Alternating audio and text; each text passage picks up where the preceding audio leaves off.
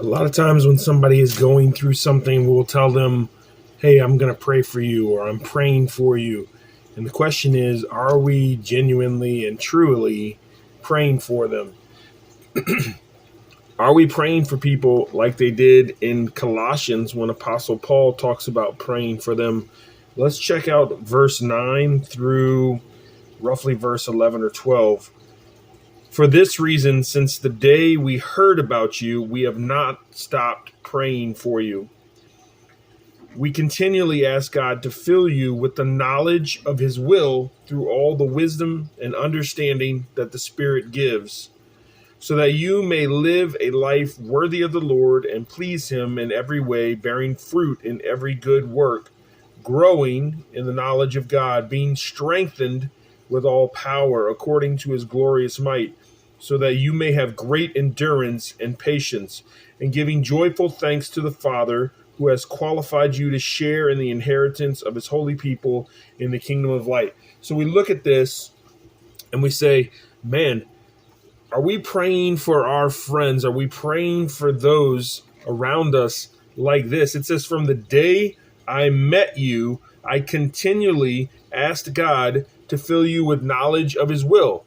So many people out there don't understand what we're supposed to be doing. What is God's will for my life? Now I'm praying for this person. God, give them an understanding of your will. Help them as they seek you to truly understand what it is that you want for their lives. That's praying for a friend.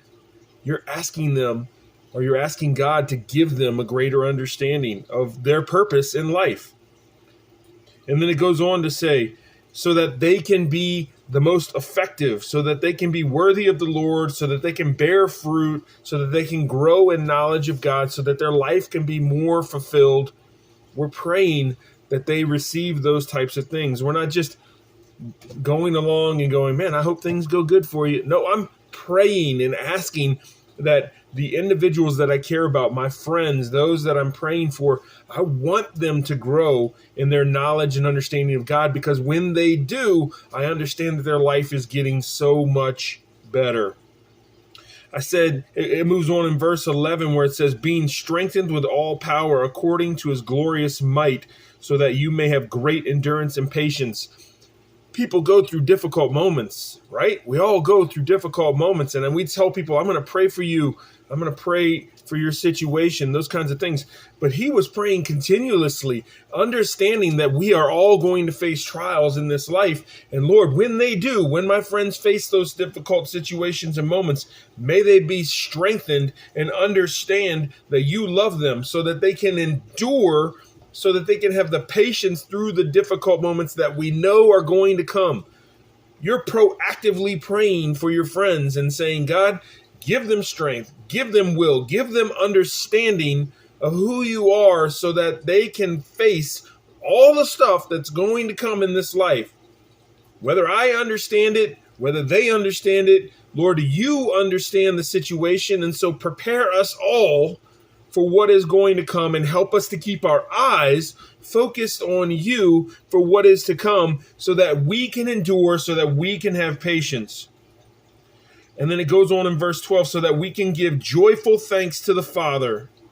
And he has qualified us to share in the inheritance of his holy people in the kingdom of light. So God has a great, great hope in store for us. He not only takes care of us here on this earth, he not only gives us strength here, he not only gives us what we need to endure through this life, but he also gives us a great sense of hope of what is beyond this life. And are we praying that over our friends? Are we genuinely concerned about our friends in so much of a way that we're going to take time out of our day and pray for our friends to have that understanding, to have that strength, to have that purpose in their lives, so that they can endure, so that their lives can be better? Are we praying for people like that?